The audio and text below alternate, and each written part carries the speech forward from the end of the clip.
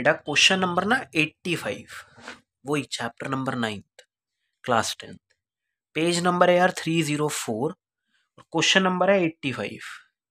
चलो एक बार स्टडी करते हैं। ये कुछ ऐसे ट्रिकी क्वेश्चंस होते हैं जिन्हों में मेरे को ऐसा लगता है अंडरस्टैंडिंग की ज़्यादा नीड होती है, एप्लीकेशन पे ज़्यादा काम नहीं होता। द शेडो, जैसे देख रहे हो आप यहाँ पे, देखो शेडो बन रही होगी ना, शायद ये देखो शेडो बन रही है। तो हाँ यार, एक ऑब्जेक्ट ना अपना रिफ्लेक्शन देता है। The shadow of a tower at a time, the shadow of a tower for example, so this is the tower, और इस टावर की शेडो, शेडो कहाँ बनेगी यार? ग्राउंड पे बनेगी। पहले तो आप लोगों को ये समझना पड़ेगा। इस टावर की शेडो पड़ रही है, फॉर एग्जाम्पल यहाँ है वही सन यहाँ पर है, तो शेडो यहाँ पे पड़ते हुए जा रही है, मतलब यहाँ पर पड़ रही है ग्राउंड पर, ठीक है। सो यहाँ दे रखा है the shadow of a tower at a time, लगाना बहुत जरूरी है। क्यों? अभी तो यहाँ पड़ रही है, जब सन मूवमेंट करेगा, या यार हम लोग लाइट के हिसाब से जब मूवमेंट करते हैं ना, शेडो में चेंज आता है, ठीक है ना। शेडो में क्या आता है? चेंज आता है यार। तुम लोग गली में चल रहे होते हो, स्ट्रीट लाइट होती है, जब चल रहे होते हो ना, तो शेडो पीछे मुड़ के देखना, बड़ी और छोटी हो रही होती है, तो शेडो तो बदलती है, जबकि ऑब्जेक्ट कांस्टेंट रहता है। शेडो कैन बी चेंज, और शेडो कहाँ बनती है? बेस पर बनती है, तो बेस तो वेरी कर सकता है, चेंज हो सकता है। The shadow of a tower at a time, एक समय पे, is 3 times as long as its shadow, जितनी इसकी शेडो बननी चाहिए, वो यहां पे ये कह रहा है as long as its tower, ना कहते हुए वो कह रहा है as long as its shadow, जितनी लॉन्ग इसकी शेडो बननी चाहिए थी, जैसे इतनी बननी चाहिए थी, इतना ऑब्जेक्ट है, 3 गुना ज्यादा बन रही है, वो बस ये बता रहा है वो कितनी गुना ज्यादा बन रही है, 3। ठीक है भाई। बेटा अगर इसकी हाइट है x, तो शेडो मान लो x बननी चाहिए थी, तो 3 गुना बन रही है। वो ऐसा कुछ एल्टीट्यूड पे फिक्स हुआ है अभी सन या कोई भी लाइटिंग ऑब्जेक्ट, कि 3 गुना, यानी कि काफी बड़ी बन रही है, यानी कि बेस तो 3x हो गया, है ना। बाय द वे 2 सिचुएशन तो देता ही है, याद होगा, 2 राइट एंगल ट्रायंगल दिखते हैं हमें। तो एक तो ये वाला डाटा कि भाई यहाँ पे, और एक जबकि ये वाला डाटा जिसमें 3 गुना हो गया है बेस, है ना। चलो अभी देखते हैं यार। दिस इज द शेडो, ये जो शेडो है ना, बेस तुम्हें शेडो बता रहा है, एंड ये तुम्हारी टावर की हाइट, और यहाँ 90। 2 ट्राइंगल कैसे बनेंगे वैसे? एक छोटा वाला और एक बड़ा वाला, जिसमें पी तो सेम ही है।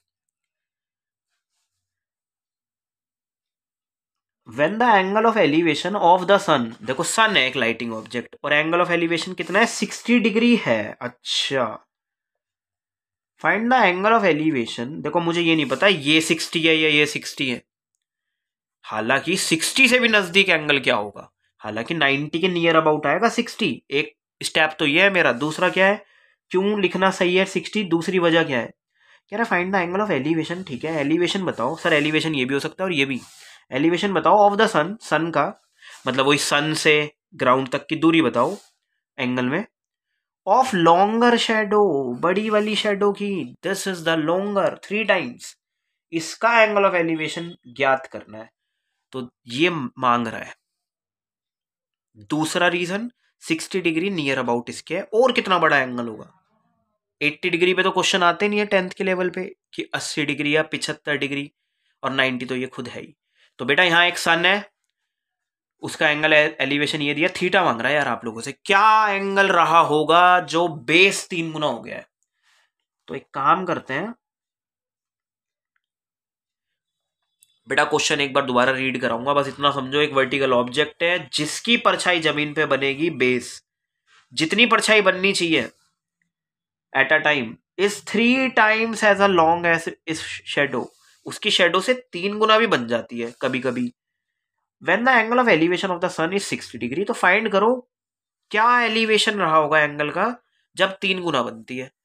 बताओ, 2 राइट एंगल ट्रायंगल दिख गए आप लोगों को? 2 राइट एंगल ट्रायंगल, अच्छा बताओ क्या कॉमन है उनमें? सर पी कॉमन है, ठीक है, तो आई थिंक ना 1060 लगवाओ यार सबसे पहले, इसको एच लेट कर लो, पी अपॉन, एक सेकेंड, वो क्या कहता है, पी अपॉन बी, तो अभी पी ले लो इसे, सॉरी एच नहीं, पी ही मानो डायरेक्ट, पी अपॉन में बी, यार इसे एक्स ले लेना। बताओ बड़े वाले बेस के लिए क्या लूंगा, 3x, क्योंकि 3 गुना कह रहा था यार वो, यहां ना x का ही 3 गुना बोल दिया गया, तो x, x को 3x कह सकता हूं पूरे बेस को, और ये तो p रहेगा। सर इसे नहीं ले सकते x, सर इसका गुना नहीं हो रहा, नहीं भाई, यहां 45 डिग्री देता, सोचो 45 डिग्री देता तो ये x और ये भी x और ये 3x, बट यहां तो 60 डिग्री दिया है, ठीक है, शेडो का रिलेशन दिया है बस। यार 1060 की वैल्यू बताओ, √3, पी निकलवा दो एक बार। पी ही क्यों निकालना पसंद करूंगा मैं, क्योंकि सर वो कॉमन है बड़े वाले ट्राइंगल में भी और छोटे वाले में भी, ताकि बराबर रख सकूं, क्योंकि अब की बार एंगल निकालना है। तो ये कह रहा है √3x, ये कह रहा है बेस ना इतना होता है, जितनी भी हाइट होती है बेस उतना होता है। चलो अब की बार दोबारा पी निकालेंगे, पर कुछ वैल्यू रही होगी, I don't know, tan theta रखवा दो, क्योंकि हमें तो नहीं पता। फिर से वही पी अपॉन में बी, पता क्या लूंगा अब की बार, 3x लूंगा, बी क्या लूंगा, 3x लूंगा, और यहां से पी निकलवाओ कितना आएगा, तो ये हो जाएगा हमारा 3x। अच्छा, और टेन थीटा तो साथ में ही है, कोई बात नहीं यार, अभी करते हैं इसे। पी की जगह ना अब वैल्यू रिप्लेस करवाओ भाई, पी की जगह क्या रख सकता हूं, √3x, क्योंकि भाई ऐसे तो दिक्कत आ रही थी, और ये 3x, और ये टेन थीटा तो है ही। देखो यहां तक डाउट तो नहीं है भाई किसी को? बेटा √3x को तो ऐसे ही रहने दो, ये वाला 3x को फटाफट से नीचे भेजो, क्योंकि मेरे को तो थीटा निकालना है, थीटा का मतलब 10 कितना होगा, एक्स से एक्स काटो, तो थीटा देखना है मैं, √3 अपॉन में 3 कहां होता है। अब यहां से एक नई चीज सीखोगे, मुझे ऐसा लगता है ये जो क्वेश्चन नंबर 85 है ना, ये अंडरस्टैंडिंग लेवल पे भी थोड़ा सा ट्रिकी था, थोड़ा अलग क्वेश्चन है, और एप्लीकेशन बेसिस पे भी। क्यों? देखो टेन थीटा पता है क्या आ रहा है मेरा यहाँ से, √3/3, एक नई चीज सीखने को मिलेगी। अब यार बच्चा सोचेगा कि क्या गलती कर दी, तो एंगल क्या होगा, ये तो कहीं वैल्यू ही नहीं दिखती थी, तो बहुत नई सी चीज सीखने वाले हो। देखो यार, वैसे तो बच्चों को याद होता है, मतलब बड़ी क्लास के वाले बच्चों को, 3 को ना, तुम लोग 3 को क्या लिख सकते हो, √3 × √3। ओहो सर ये नई चीज, हमें क्या पता वैसे करना है। यार अब नहीं पता था ना अभी तक, तो अब सीख जाओ। क्यों? क्योंकि मेरे भाई, मेरे को वैल्यू निकलवानी है कि कैसे निकलेगी, क्योंकि हमें याद नहीं है, हमें नहीं पता थीटा की वैल्यू ये भी होती है, इसमें आपकी गलती है भी नहीं। इसे हटाओ, ऊपर बताओ कितना बचा। अगर नीचे वाले को ही हम ऐसे लिख देंगे तो क्या बचा, 1/√3, और 1/√3 किसकी होती है, बताओ बताओ बताओ, 1/√3 किसकी होती है, थीटा कितना होता है 1/√3 में।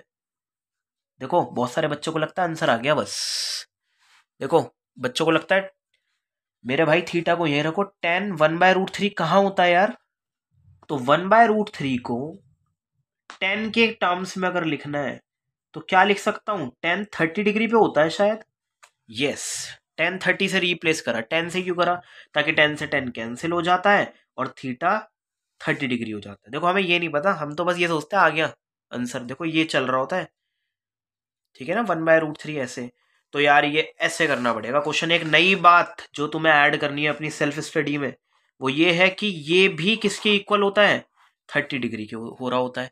एग्जाम में कुछ नहीं करना होता, कोशिश करनी होती है कुछ कैंसिल हो जाए।